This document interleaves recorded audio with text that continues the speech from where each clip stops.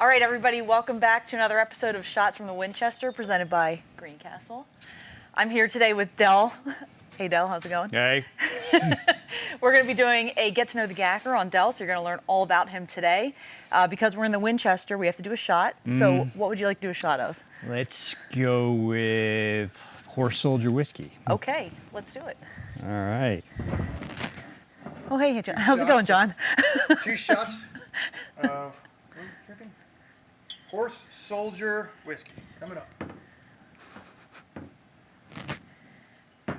I don't think I've ever had this, so I'm excited to try. Enjoy.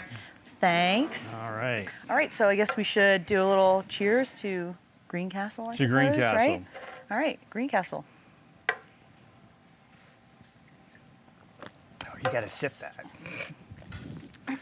Yeah, I can sip it. My acid reflux is already churning. All right, give me a second here. It's okay. Pace yourself. Yeah, all right.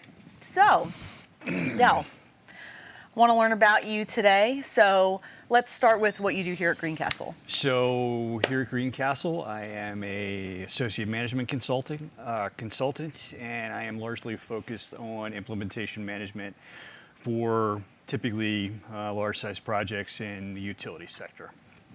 Cool. And do you enjoy it? Yeah, I do. GACer it's just an awesome place to be. It's a great organization with great people, a great team environment, an awesome culture.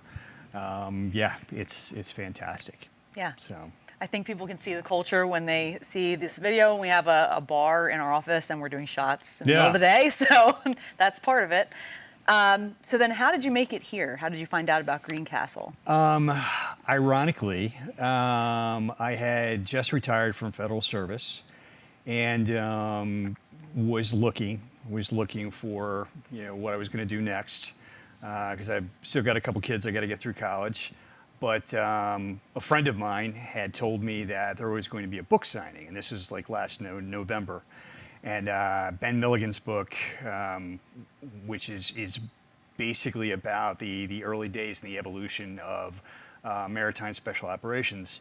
And my friend told me about it, and it was like, hey, you got to go check this out. And I'm like, okay. And I came and got a book, and actually I had it signed for my son. It was a Christmas present, but I was just so impressed by not the fact that we have a bar, but just the culture and I really hate saying this word, but the vibe of the people that I was meeting here. And I was like, this is amazing, because you really don't have that kind of culture in many places. And frequently, once you leave the military or you leave government service or whatever it is you're doing, you have to let that go. And I was just blown away by it. And a couple days later, I sent them my resume, and here I am. Awesome. That's great, and we're glad to have you because you, like everybody else here, has a background in the military, and that's kind of our theme here, 100% veteran owned and operated. So because of that, would love to hear about your military career and just maybe hitting some of the high points for us. So, as I mentioned, last year I retired after 35 years of service.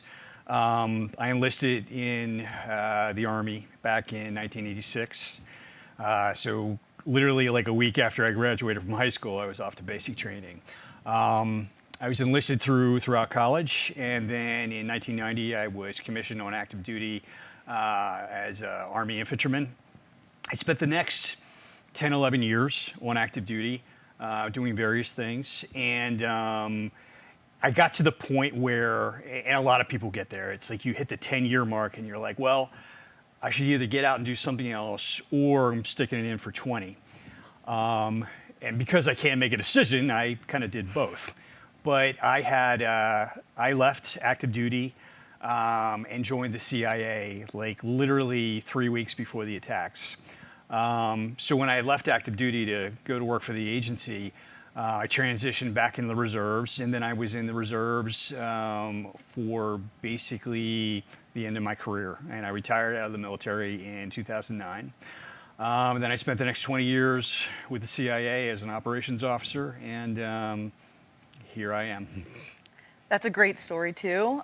So I know you can't tell us everything about CIA, and that's like something that people find really fascinating, right? A career in the CIA, it's very mystical, I suppose. So what can you tell us? Well, there's a lot I can tell you, and actually like doing that, because the interesting thing about the agency is, if you look at the people that join the agency, they're really the same people that join the Army, the Navy, the Air Force, the Marines. They're the same people that join other elements of the IC. They're the same people that join law enforcement. They're literally the same types of people. We're all cut from the same cloth, and we want to just serve something greater than ourselves. Now, the interesting thing about the agency is, because it is a clandestine organization functioning in an open society, it's in a difficult position in terms of what it can tell you about itself. So you could learn a lot by just simply visiting the website in terms of what career paths are there and what you can do. But I love talking about it because, one, I'm retired, I'm no longer undercover, and the reality is, when you have a secret organization functioning in an open society that can't really engage the populace, what fills that space? What ends up filling that space is things like TV, movies, books, the bad press we periodically get, and frequently what people think they know about the agency is wrong, just completely wrong. So I was an operations officer, so my primary job was to recruit and handle foreign national sources. So the conduct of foreign intelligence. So you identify someone and recruit them, someone who has authentic access to something that we can't get our hands on otherwise. So it could be somebody who's part of a foreign government or a foreign military or a foreign intelligence service. Could be a terrorist organization. It could be any number of things. But it's something that the United States government says, we need this information, and this is the only other way we can get it, is from another human being. So that is the bulk of what you do in terms of foreign intelligence. There's also something called covert action, and that's something I can't talk a lot about, but what I would say is, it is something that is, one, it's always authorized by the president. It goes through an extensive legal review. You get extensive oversight from Congress, but it essentially is, they're trying to affect something in the real world, but concealing the hand of the United States government. But it's all done with a great deal of oversight, and it's all completely legal, and always done with the authority of the president. So the bulk of my career was focused on things like counterintelligence, counterterrorism, weapons of mass destruction, some covert action as well. Had the incredible opportunity to serve in multiple countries. I was able to serve in across Europe, Africa, Southwest Asia. It was just a fantastic experience. Loved it. I would do it again in a heartbeat. Unfortunately, I'm a single father, so at a certain point you have to make a decision as to what you're going to prioritize. So my kids won out, and here I am. Okay. There's a lot to unpack and all that. It's a lot to unpack. So I guess the first thing is, you mentioned that there's a lot of misconceptions. What are some of the misconceptions that you feel are kind of floating around? Well, for starters, is everything that is done within the construct of the rule of law. There is nothing that well, I shouldn't say we anymore. No, there's nothing the agency does that it does outside of its legal authorities, what it has been directed to do by the president. So that's one. Another one is that we have no law enforcement authorities or capabilities, really. We are not a law enforcement organization. We gather and we collect intelligence. That's what we do. There are certain paramilitary capabilities, but I'm not going to go in deep on that. But again, everything that is done at the direction of the president.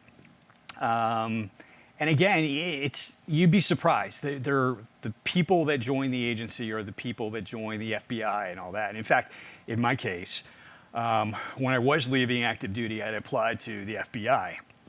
And I'd wanted to be an FBI agent since I was a little kid. And I had applied, I was going through that process, and then one day the recruiter calls me and says, hey, we've had a hiring freeze. And I'm like, well, how long is that going to take? And he's like, well, it could be 3 months, could be 3 years, who knows? And that was when somebody tapped me on the shoulder, and I ended up working for the agency. But again, my point is, they're the same people that join any other service-based organization. They just want to serve their country or something greater than themselves. Mm-hmm. So. Yeah, good point. So what's the major difference between working somewhere like the CIA and then coming to somewhere like Greencastle? They're exactly the same. I think there's a lot of little differences. There's very similar things in terms of structure, things that how we go about doing things. Like at GAC, we do implementation management of major projects, and you foundationally are going to base that on things like program management, process improvement, and change management theories. So it's all foundationally based on these certifications. And in the same way, in the agency, you're basing your operations off of what you learned at the training facility. So whether that's your bedrock training as an operations officer, or as a case management officer, or a targeting officer, or whatever it is, you are ultimately going to face something new, something that you've not seen before, and you have to base how you're going to address that, how you're going to deal with that off of your initial training, your foundational training. And it's very similar to GAC in that regard, in that every project we take on is something new. It's something new, it's something dynamic, it's something like we've never seen that before, but foundationally, it all comes back to our foundational training. So in project management and change management and process improvement. Another one, and this is kind of a difference, is, oh my gosh, we're all big on acronyms. But here, I will say the one thing that the government does, which I wish we would do, or at least our clients would, is you never use an acronym until you've explained what the acronym is. And a lot of times we will come into projects and they'll be like, oh yeah, OMS and blah, blah, blah, blah, blah. And you're like, what are you talking about? Mm-hmm. So for me, like the acronym OMS for 20 years meant the Office of Medical Services. In the utility sector, it means Outage Management System. So you're running the risk of coming across as the new guy when you're like, can you explain what that is? So yeah. But no, it well prepares you because again, and like the military, the same thing is you have your foundational training. The government or the people of the United States have entrusted you to handle these issues. So they hand you this big, hairy mess of a situation, and you've got to figure it out. And really, that's what GAC does. We deal with these, really challenging, cutting-edge issues, and we try and figure out a solution to them. Mm-hmm. So. Or FITFO, as we call it, right? Or FITFO. FITFO. And what does FITFO stand for? Figure it the fuck out. Never used an acronym until you've explained what it means. And you know what? That's something that I learned in the public affairs world, is that you are always spelling that stuff out mm-hmm. when you're writing. And with a writing background, I knew that too. But it's like when you go to a client, it's almost like you're perpetually a brand new lieutenant sitting in like a battalion meeting where everybody's throwing out the acronyms and you're just like, I'm too afraid to ask. Every day. So I want to get into some of the stuff outside of work, outside of the military career. So you have a family, you have 2 sons, right? Mm-hmm. So tell us about your sons. My oldest son, Jack, just started college. He just graduated from high school last year. He's doing community college right now. Seems to be enjoying it. My youngest son is a sophomore in high school. He is a starting offensive lineman for Upper Dublin High School. He also does rugby and basketball, and he is wicked good at math and science. So I'm not worried about him, unless he keeps getting concussions from playing those contact sports. But no, They're awesome. They're awesome. Wow, that's impressive. So like really good at the academics and Yeah. the sports. That's Yeah. like that's a good situation. It is a good situation. Very cool. So aside from that, you are writing a book or writing a manuscript, right? I don't know if there's a difference between those. I have a complete manuscript. So basically, I am now in the process of querying literary agents. So that whole process is you write your novel or whatever it is. It's a manuscript until it becomes a book. You find yourself a literary agent, and it's kind of like a gate, if you will. It's kind of a litmus test. If a publishing company is typically not going to pick up a manuscript and write you a contract if you are not represented by a literary agent. So I'm in that process now. That is, I refer to it as the wasteland of query letters and rejections. But yeah, I'm in the process of querying right now. Hopefully, I will get published at some point, and we'll see what goes from there. But it is a espionage thriller based off of, or it's foundationally my experiences, my training, places I've been, all wickered into this story. So yeah, That's really cool. hopefully at some point, hopefully there'll be a book for you guys to read. Yeah, then we can link that. That would be awesome. Be very official. That would be. So you mentioned you've gone a lot of places, you've been a lot of places, and you said that you learned to cook a dish from everywhere that you've been. Yeah, and sometimes it's not cooking, and what I mean by that is like in Romania, and they have amazing food in Romania, but I really embraced pickling. It's just that they're huge on pickling. But yeah, learned how to make. Of course, I'm blanking on what it's called. Sure.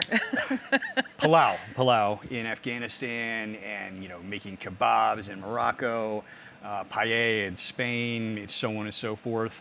I always made it a point to learn something about the culture of where I was, and what better way to do that than learning how to make their food. So That's really cool. And then do your sons benefit from that? They get to they eat some do. of that stuff? Oh, they do.